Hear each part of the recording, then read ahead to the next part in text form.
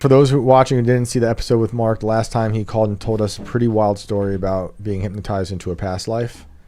And he left us on a cliffhanger. So, Mark, if you could bring us back to the cliffhanger and kind of recap where you were going with that and then move on into the next story, that would be great. Absolutely. So I do want to connect a little bit about the psychic things. You reached out to me personally. So it's funny that you mentioned Druid and the Celtic and the Aryan stuff. I'll explain that because it has something to do with my past life regression. Funny. So here it goes. So I told you about the gray alien in the second life, but the first life actually is the one that is more connected to weird things. And I think it was the previous life before I came here. Okay. So you heard the woman talk me through the door, and I get to the door. Mm-hmm. As soon as I get to the door, I'm in a completely relaxed state. And like I said, it's like a freedom of expression. Like I just speak. She's asking questions and I'm answering. And I even mentioned as I'm answering them, I don't know why I'm saying them. Like I'm almost confused as to why I'm saying them. And I'm even trying to make conscious connections to them as they're coming out of my mouth.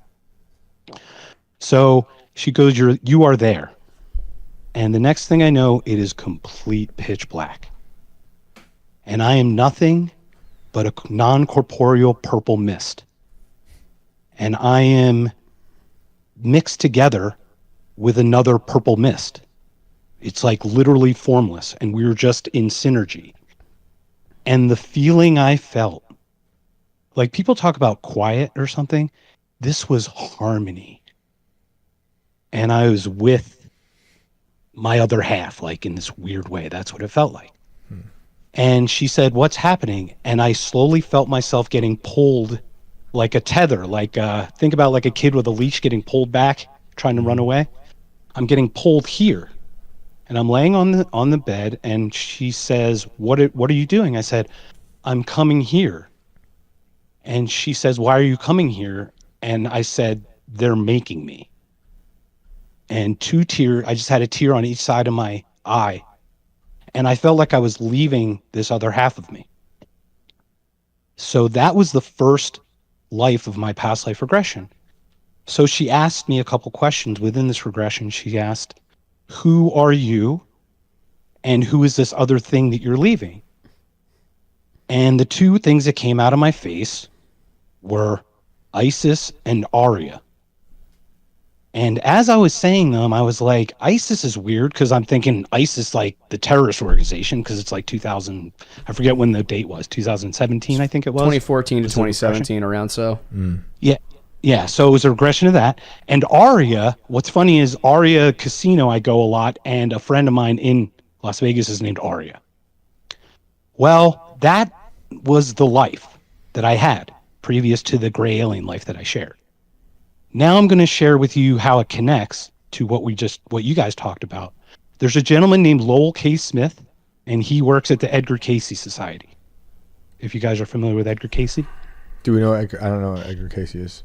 He was the sleeping prophet, they called him. Oh, interesting. Yeah, they called him the sleeping prophet. Do you want to share a little bit about it, Aidan? And I'd love to connect with you because I'm from Philly too. So. Yeah. Oh, cool. I'm not particularly well versed on Casey. I'm trying to remember what brought me to him right now. What the thing was. God, was it Atlantis? It's something he predicted a lot of things before the World War II and things like that. I think is my. Yeah. He was like a Nostradamus of the current. So like 20th century. Yeah. There was something. It was late 1800s, early 1900s. Or 45. Yeah. Yeah. Okay. I can't remember exactly what it was that brought me to him, but yeah, there's a lot of predictions that he is said to have made. The sleeping prophet. Yeah. Cool. And what's very interesting, he would give them in his sleep. Yeah, and the Edgar Cayce Society is in Virginia. You can actually visit it. Okay. I think you guys live near. I think in West Virginia or something. Anyway, so anyway, I was in this meditation group with. Once again, I told you guys I went down this weird rabbit hole, so I started following this stuff. So Lowell K. Smith is a reverend who does this psychic stuff. He wrote a book, Growing Up Psychic. You can look up his book. You can Google it. And he was talking to everyone in the group, and I'm sitting here like waiting for my turn. You know what I mean? Like I'm hoping to hear what he's going to tell me, something weird.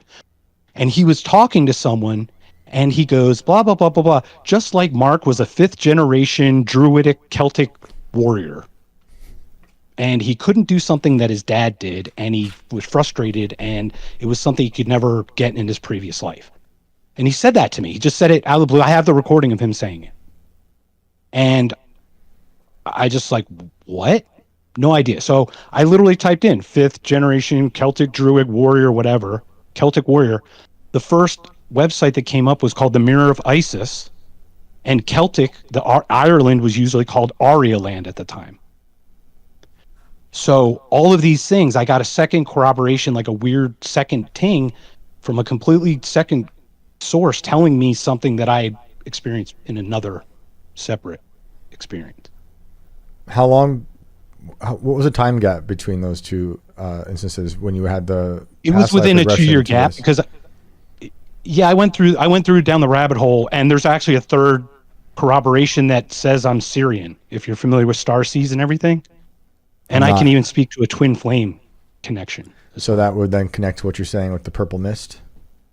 Yeah, the purple mist. Could I share that twin flame connection? Sure. So I had my near-death experience. I told you my out-of-body experience. I think I switched souls on June 21st, 1988. I met a woman in the summer of 2018, and she and I had an instant connection. Felt very what you would call twin flame-ish, if you're familiar with that relationship.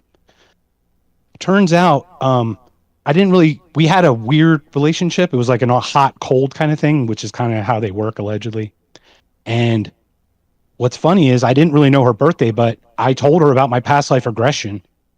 And then I asked her when she was born, and she was born June 28th, 1988, exactly 1 week after my near-death experience and my out-of-body experience. What happened with? I found that timing to be very odd. So you're coming up on the anniversary of this date, June 21st. Yeah, June 21st. It was 1988, so it'll be 36 years since I was ejected. It was actually coming home from a Phillies game. They were playing the Cubs. Jeez.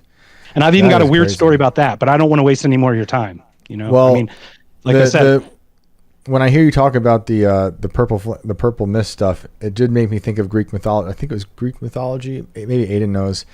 The old story the Greeks used to say about being separated from your like soulmate, and the gods would pull you apart, and you have to find yourselves again. I'm forgetting what Greek myth that's part of, but it sounds like the purple mist thing.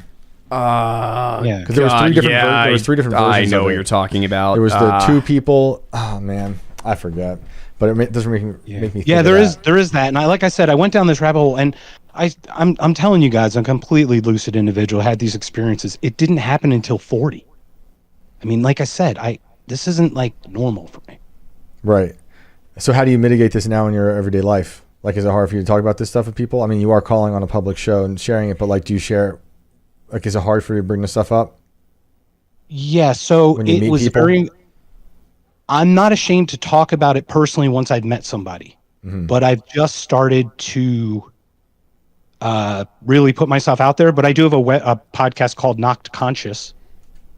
Cool. So it's like I do talk about a lot of crazy stuff. But what's interesting about, like I said, the twin flame thing is very weird where it got separated. Like I said, it's like a non-corporeal mist. And a lot of these people go into their past lives and like you hear they're special. Like you were Napoleon in a past life. I was a gray alien and a purple mist. I don't think you can get less unimportant than those two things. You know what I mean? Sounds pretty cool. I mean, it's cool because you could write 3 different autobiographies. Yeah. Well, it's interesting because I work with a Reiki master and like one of those, he's a medium, like a physical medium that does medical medium. And I actually broke him during a session with him once, and I have another story about that. So I've got stories all abound. Like I said, once I focused on it, it started opening up, and it got to the point where it got a little overwhelming. So I started medicating a little bit with some cannabis, and don't be careful with all that stuff too. You should write all this out in novel form, whether you want people to believe you or not. You should still write it all out in novel form because it would sell. Yeah. I think it also help you understand. I'm trying to find a way to actually share it. And my ultimate goal is for people to share this because, like I said, you mentioned one last time, Shane, me mentioning my story let a woman mention being impregnated, right, or something. Yeah, something. So she told me she was impregnated by a gray alien. It's a wild story. Yeah, and if this opens up the story for people to share the experiences without like the shame of saying, "Hey, just because I perceived it doesn't mean it was X real or not real. It was an experience." Yep. Well, I think writing it's a great idea, and it would probably help you understand it on another level. You know, I think it's I've been writing trying can to kind of be a find form of ways to hypnosis because I am a little leery of the hypnosis Mm-hmm. you've gone through. I wouldn't trust. I don't trust hypnosis. Yeah, I'm always. I'm skeptical. And like of I it, but said, it was at the never same- hypnosis to the point of that. I was very aware of what I was saying. It wasn't directed to do anything. Right. Right. Yeah, it's for me, and this again, not trying to discount anything at all. I'm just saying, like the power of suggestion is a thing, but at the same time, so is deja vu.